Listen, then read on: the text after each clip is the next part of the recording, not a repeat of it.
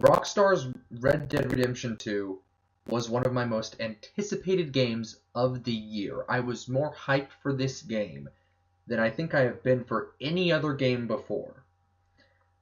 So, without further ado, let's jump right into Red Dead Redemption 2! Well, I stand unshaken in Mr. Fragile World. Anyway, welcome to Crispy Entertainment's very first game review. I'm pretty excited about this. So, let's start out with some positives, because this is really a mixed bag for me. Overall, it's a great game. Now, there was a lot that Red Dead 2 got right. Mainly, my highlights were the hunting, interacting with your gang, and really just living in the world of Red Dead 2. The hunting, that could be a game in and of itself. It's very in-depth. I don't remember how many animals there are exactly. There's several hundred, I think. I don't know. I think there's about 200. And every animal kind of has its own preferred ammunition that you should hunt it with to get the best quality pelts. It's really cool. I really enjoyed it. The second highlight is hanging out with the gang. It's awesome to get to know all these characters and learn their backstories and do little quests for them.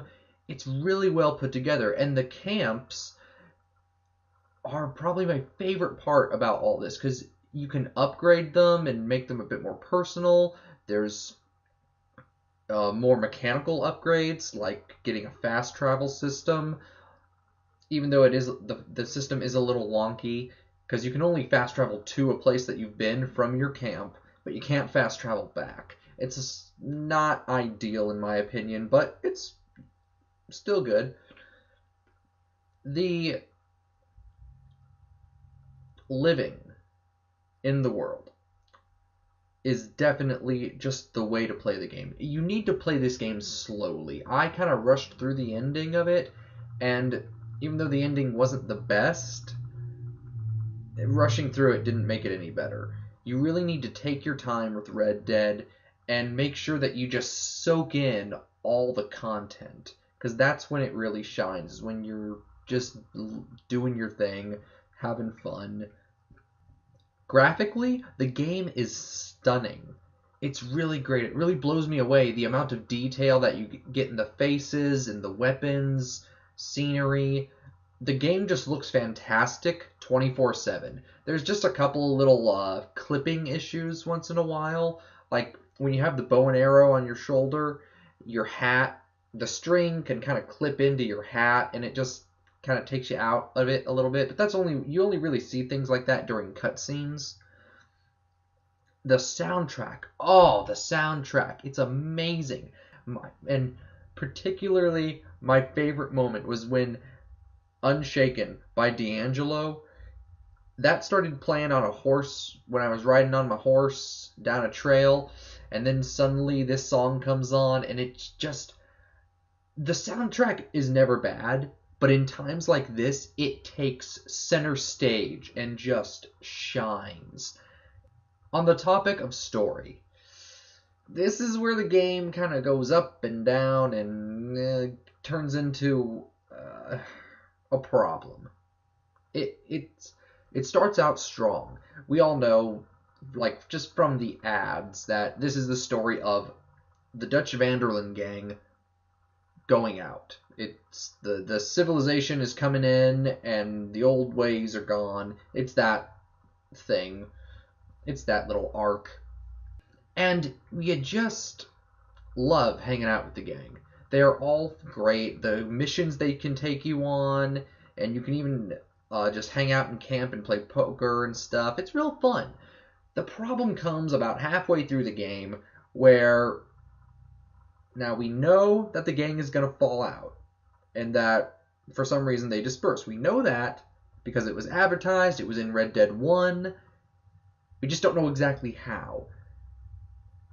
That doesn't make the gang's decline any less painful. And thematically, And narratively, it's awesome to have this very dramatic turn of events constantly. Things are getting worse and worse. Now, it's really awesome from a story standpoint, but from gameplay, it's really just, it pulls you out of the game. It pulled me out of the game personally. All the mechanics that you once enjoyed are taken away. You lose your gang very rapidly. It gets to a point where you can't even donate to the gang's coffers. And the camps get less and less interesting. There's less and less to do in your camp. And just overall, the gang feels less important from a gameplay standing. And this is what took me out of it. This is what made me want to just blow through the entire second half of the game so I could get to whatever post-game content was there. I was just taken aback by how poorly the epilogue was handled. Newsflash, big surprise, a little bit of a spoiler. Obviously, your character dies. He's not in the original Red Dead, which came after, so of course he goes his own way, he dies. Whatever happens to him, point is, he's not there. You're stuck playing John Marston, setting up the little ranch that you see in the first game. Now, this isn't a gray area. There are no gray areas in this epilogue or post-game content because it's either really good or really bad. Some points I am excited to see what's going to happen next, and I'm stoked to see what John's going to do to get out of this situation or to help improve his family's situation. But other times, it is just, I want to wrap it up. I want to get it done. I want to get it over with. I just want to get back to where it was at the beginning of the game. But we're not going to get there ever again. Post-game is worthless, in my opinion. Half of your quests, those little side quests, the strangers that you wanted to interact with, maybe you didn't get around to doing those activities, they're gone. I can't find them anyway. And New Austin. Oh, New Austin is just the worst. I know it's not as developed as it is in the first Red Dead Redemption, but there is nothing there. Everything, there's like 2 towns, I think. One of them's dying of cholera, and the other one is just boring. It's really just the worst part of the game, to just get those repeated punches in the gut that